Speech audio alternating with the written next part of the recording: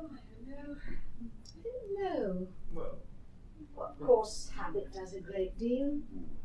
After Father's death, for instance, it was a long time before we could get used to having no orderlies in the house. But apart from habit, I think it's a feeling of justice makes me say so. Well, perhaps it's not so in other places, but in our town the most decent, honourable and well-bred people are all in the army. I'm thirsty. I should like some tea. They'll be bringing it soon. Oh, I was married when I was 18. I was afraid of my husband because he was a teacher. I'd only just left school. In those days I thought him an awfully learned, clever and important person. Now it's not the same, unfortunately. Yeah. Yes, I see. Oh, I'm not speaking of my husband. I'm used to him. But among civilians, generally, there are so many rude, ill-mannered, badly brought-up people.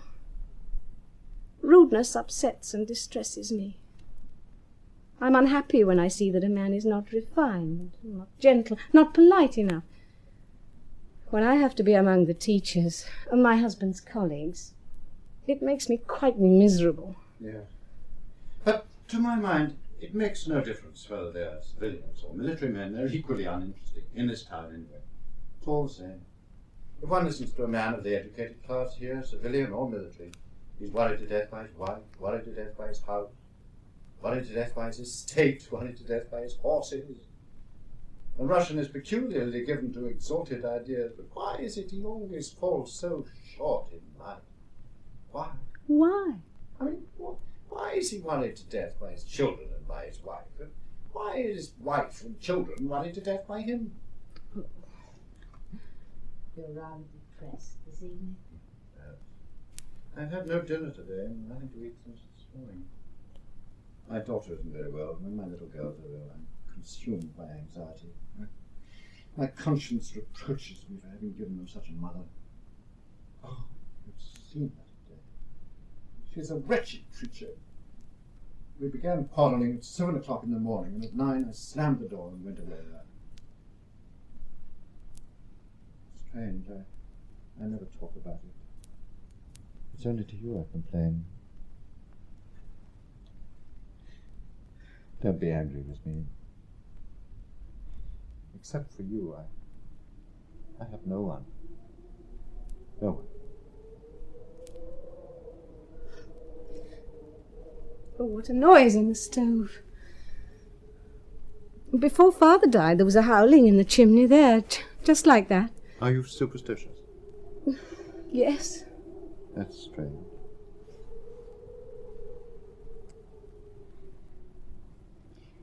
You are a splendid, wonderful woman. Splendid, wonderful. It's dark, but I see a light in your eyes. No, it's lighter over here. I love you. Love you. I love you. I love your eyes, your movements. I see them in my dreams. Splendid, wonderful woman. When you talk to me like that, for some reason I laugh, though I am frightened. Oh, please, don't do it again. Oh, you may, though. I don't mind. Someone's coming. Talk of something else. I've got 3 barrels. My name is Baron Tussenbach, Kroner, Abschar, but I belong to the Orthodox Church and I'm just as Russian as you. There's very little of the German left in me, nothing perhaps but the patience and perseverance with which I bore you. I'll see you home every evening. How tired I am. Every evening I will come to the telegraph office and see you home. I'll do it for 10 years, for 20 years, till you drive me away. Oh, it's you. How are you? Yeah? Well, I'm home at last. A lady came just now to telegraph to her brother in Saratov that her son died today. She could not think of the address.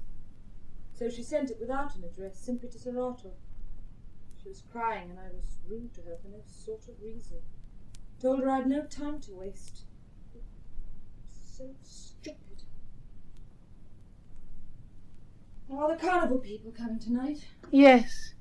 Oh, I must rest. I'm tired. When you come from the office, you seem so young. So forlorn. I am tired. No. I don't like telegraph work. I don't like it. You've grown thinner. You look younger. Rather like a boy in the face. That's the way she does her hair. I must find some other job. This one does not suit me. What I so longed for, what I dreamed of, is the very thing that it's lacking in it. It is work without poetry, without meaning. Oh, there's the doctor knocking. Do not, dear, I can't. I'm tired. You come do something, you know. The doctor and our Andre were at the club yesterday and they lost again. I'm told Andre lost 200 roubles. Well, it can't be helped now. A fortnight ago he lost money. In December he lost money. We should make haste and lose everything. Then perhaps we should get away from this town. Oh, my God, every night I dream of Moscow. It's perfect madness. We'll move there in June, and there is still left February, March, April, May. Almost half a year. The only thing is, Natasha mustn't hear of his losses. I don't suppose she cares. Here he is. Has he paid his rent? No, not a kopeck for 8 months. Evidently he has forgotten. Oh, how gravely he sits. Why are you so quiet, Alexander Ignatievich? I don't know. I'm waiting for tea. I'd give half my life for a glass of tea. I've had nothing to eat since this morning. Irina Sergeyevna. What is it? Come here. Then it is easy. I simply can't do without you. Well, if they won't bring tea, let's discuss something. Yes, by all means. What? What? Let us dream, for instance, of the life that will come after us in 200 or 300 years. Well, when we are dead, men will fly in balloons, change the fashion of their coats, will discover a sixth sense, perhaps, and develop it. But life will remain just the same, the difficult, with mysteries and happiness. In 1,000 years, man will sigh just the same, oh, how hard life is, and yet, just as now, he will be afraid of death and not want it. Well, I don't know. It seems to me that everything on earth is bound to change by degrees, and is already changing before our eyes. In 200 or 300, perhaps 1,000 years, time doesn't matter, a new, happy life will come. We shall have no share in that life, of course, but we are living for it. We are working, suffering for it. We are creating it. And that alone is the purpose of our existence. That is our happiness, if you like. What is it? I don't know. I've been laughing all day. I was at the same school as you were.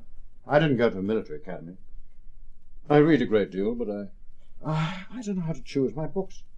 Very likely I read quite the wrong thing. Yet the longer I live, the more I want to know. My hair is turning grey. I'm almost an old man, but I know so little. Oh, so little. All the same, I fancy that I do know and thoroughly grasp what is essential and matters most. And how I should like to make you see that there is no happiness for us. That there ought not to be and will not be. We must work, and happiness is the portion of our remote descendants. If it is not for me, at least it is for the descendants of my descendants. You think it's no use even dreaming of happiness, but what if I am happy? Nope. Oh, it's clear we don't understand each other. Well, how am I to convince you? Don't laugh at my little figure. Not only in 200 or 300 years, but in 1,000,000 years, life will be just the same. It does not change. It remains stationary, following its own laws, which we have nothing to do with, or which anyway we shall never find out. Migratory birds, cranes, for instance, fly back and forth, and whatever ideas, great or small, stray through their minds, they will still go on flying just the same, without knowing where or why. They fly, and will continue to fly, however philosophic they may become. And it doesn't matter how philosophical they are, so long as they go on flying. But still there's a meaning. Meaning? Look out there. It's snowing. What meaning is there in that? I think a man ought to have faith. Or ought to seek faith, or else his life is empty. It's empty. To live and not to understand why cranes fly, why children are born, why there are stars in the sky. One must know what one's living for, or else it's all nonsense and waste. And yet one is sorry that youth is gone. Oh, Gogol says it's dull living in this world, my friends. And I say it is difficult to argue with you, my friends. God bless you. Balzac was married at Bertice. So I must put that down in my book. Balzac was married at Bertice. The die is cast. Maria Sergeyevna, you know I've resigned my commission. So here, I see nothing good in that. I don't like civilian. Oh, well, never mind. I'm not good looking enough for a soldier, but that does not matter though. I'm going to work, if only for one day in my life, to work so that I come home at night tired out and fall asleep as soon as I get into bed. Oh, workmen must sleep soundly. Irina, I bought these chalks for you just now as I passed the shop, and this penknife. You've got into the way of treating me as though I were little, but I'm grown up, you know. Oh, lovely. And I bought a knife for myself. Look, one blade, and another blade, a third. And this is for cleaning the ears. And here are scissors, and that's for cleaning the nails. Oh, Doctor, how old are you? Me? 32. I'll show you another patient. Vasily Vasilievich? What a wind there is. Yeah. Oh, I'm sick of the winter. I've forgotten what summer is like. It's coming out right. I see we shall go to Moscow. No, it's not coming out. You see, the 8 is over the 2 of spades. So that means you won't go to Moscow. January the 15th. Chichika. Smallpox is raging there. Masha, come to tea, my dear. Come, Your Honour. Excuse me, sir. I've forgotten your name. Oh, bring it here, nurse. I'm not going over there. Nurse. I am coming. Little babies understand very well. Do they? Good morning, Bobby. Good morning, darling, I said. And he looked at me in quite a special way. Now, you think I say that because I'm his mother, but no, I assure you, he is an extraordinary child. If that child were mine, I'd fry him in a frying pan and eat him. Oh, rude, ill-bred man. Well, happy people don't notice whether it's winter or summer. I fancy if I lived in Moscow, I shouldn't mind what the weather was like. Oh. The other day, I was reading the diary of a French minister written in prison. The minister was condemned for the Panama affair. With what enthusiasm and delight he describes the birds he sees from the prison window, which he never noticed before when he was a minister. Oh, now that he's released, of course, he notices birds no more than he did before. In the same way, you won't notice Moscow when you live in it. We have no happiness, never can have. We only long for it. What has become of the sweets? So he only has eaten them. All of them? There's a letter for you, sir. For me? Oh. My daughter. Yes, of course. Excuse me, Maria Sergeyevna. I'll slip away. I won't have tea. Well, what is it? It's not a secret. My wife has taken poison again. I must go. I'll slip off unnoticed. Horribly unpleasant it all is. My fine, dear, splendid woman. I'll go this way without being seen. Where is he off to? I've just given him his tea. Oh, what a man. Oh, leave off. Don't pester. You give me no peace. Masha. You bother me, old lady. Why, you're so huffy. Darling. Anfisa! Anfisa. Let me sit down. Oh, Masha. Will you take up all the table with your cards? Oh, drink your tea. How cross you are, Masha. Well, if I'm cross, don't talk to me. Don't interfere with me. Oh, no, don't touch her. Don't touch her. You're 60, but you talk rot like a schoolboy. Oh, dear Masha, why make use of such expressions in conversation? With your attractive appearance, you would be simply fascinating in a well-bred social circle if it were not for the things that you say. Je vous prie, pardonnez-moi, Marie, mais vous avez des manières un peu grossières. I think there's some brandy. Oh, il paraît que mon Bobik déjà ne dort pas. He is awake. He's not well today. I must go to him. Excuse me. Where's the Colonel gone? Oh, something queer with his wife. You always sit alone, Vasily Vasilyevich, thinking. There's no making out what you think about. Oh, come, let's make it up. Let's have a drink of brandy. Oh, I shall have to play the piano all night, I suppose. Play all sorts of trash. Make what up? I haven't quarrelled with you. You always make me feel as though something had gone wrong between us.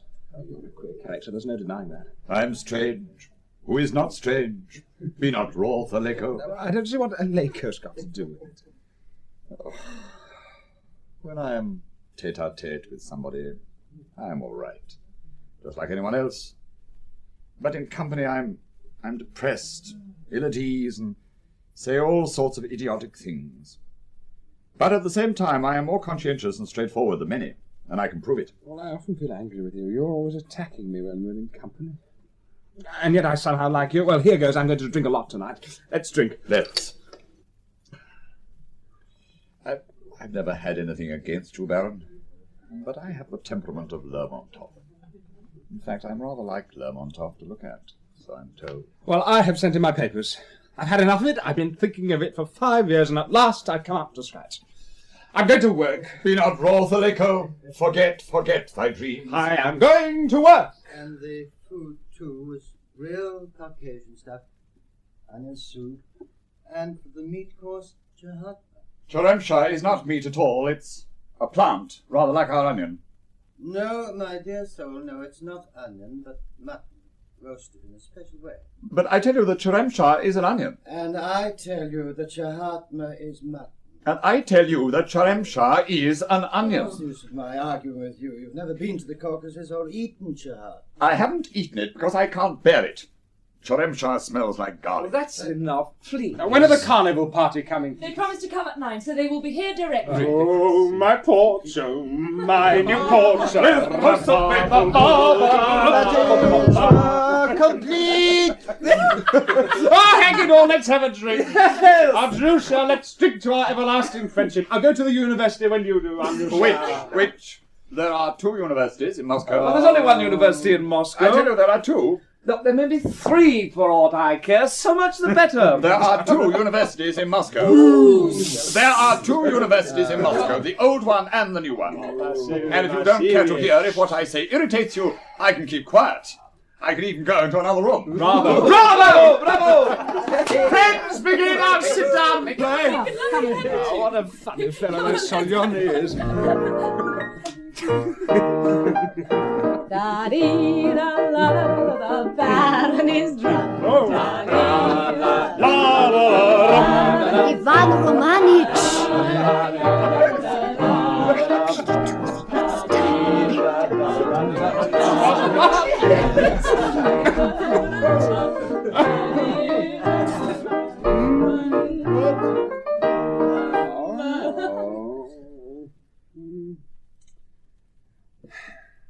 What is it? Well, it's time of a going. Good night. Good night. It's time to be going. But I say, what about the carnival party? They won't be coming. Well, you see, dear Natasha says Bobik is not well, and so... Well, I know nothing about it, and I don't care either. Bobik is not well. Well, it's not the first time we've had to lump it. If we're turned out, we must go. Ugh, it's not Bobik that is ill. Petty, vulgar creature. No, what a pity. I was meaning to spend the evening. But of course, if the child is ill, I'll bring him a toy tomorrow. I had a nap today after dinner on purpose. I thought I'd be dancing all night. Why, it's only 9 o'clock. Oh, let's go into the street. There we can talk. We'll decide what to do. Good night. Bye-bye. I don't know.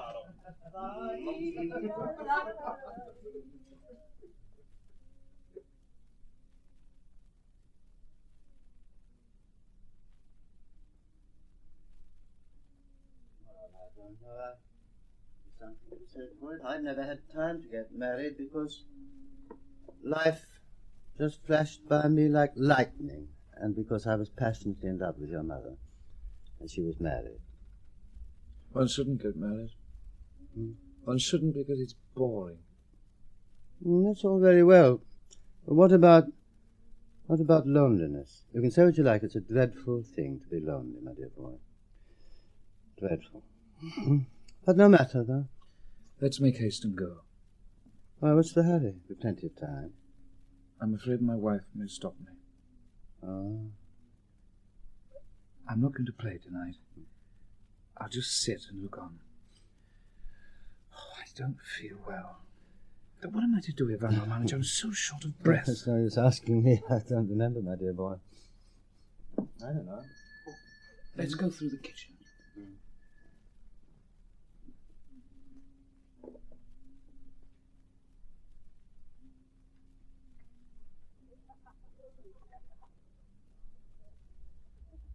What is it?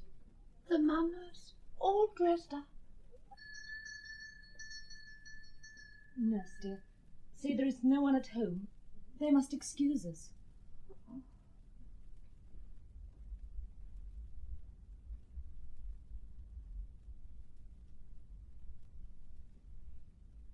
No one here. Where are they all? They have gone home. How odd. Are you alone here? Yes. Good night. I behaved tactlessly, without sufficient restraint just now. But you are not like other people. You are pure and lofty. You see the truth. You alone can understand me. I love you. I love you deeply, infinitely. Good night. You must go. I can't live without you. Oh, my bliss. Oh, happiness. Those glorious, exquisite, marvellous eyes. Don't, Vasily Vasilievich. For the first time I'm speaking of love to you, and I feel as though I were not on Earth, but on another planet. Please. There is no forcing kindness, of course. But there must be no happy rivals. There must not. I swear by all that is sacred I will kill any rival. Oh, exquisite being, Andre is there. Let him be. Oh, excuse me, Vasily Vasilievich. I did not know you were here. And I'm in my dressing gown. I don't care. Goodbye. Oh. You're tired, my poor dear little girl. You ought to go to bed earlier. Is Bobik asleep? Yes, he is asleep, but he's not sleeping quietly. Oh, by the way, dear, I keep meaning to speak to you, but either you're out or else I haven't the time. I think Bobik's nursery is cold and damp, and your room is so nice for a baby. My sweet, my dear, you might move for a time into Olia's room. Where? You would be in the same room with Olia and Bobik in your room. He's such a poppet. I said to him today, Bobik, you are mine, you are mine. And he looked at me with his funny little eyes. Oh, that must be Olia. How late she is.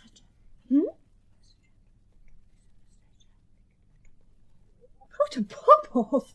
What a queer fellow he is. Protopopov has come, and he asked me to go out with him in his sledge. How strange men are. Oh, somebody else has come.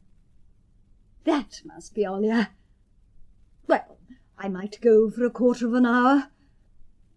Tell him I'll come directly. Do you hear?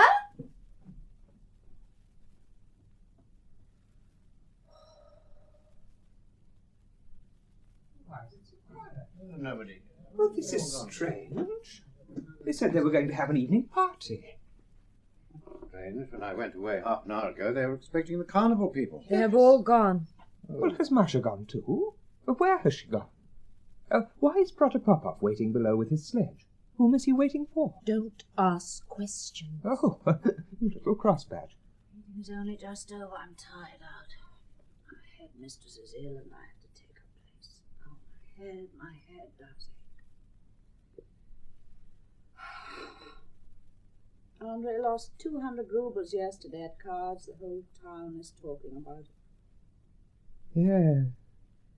I'm tired out by the meeting, too. My wife took it into her head to give me a fright. She nearly poisoned herself. It's all right now. I'm glad. It's a relief. Oh, so we are to go away? Oh, very well then. I'll say good night. Oh, Fyodor Ilyich, let's go somewhere together. I can't stay at home. I absolutely can't. Come along. I'm tired. No, I'm too tired. Has my wife gone home? I expect so. Oh, goodbye. I have all day tomorrow and next day to rest. I did want some tea.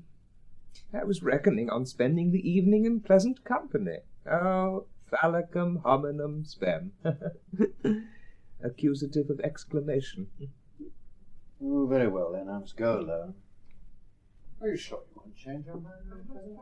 My head aches. Andre's lost at cards. The whole town is talking about it.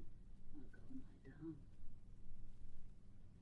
Tomorrow I'm free. Oh, goodness, how nice that is. Tomorrow I'm free, and the day after I'm free. My head does ache.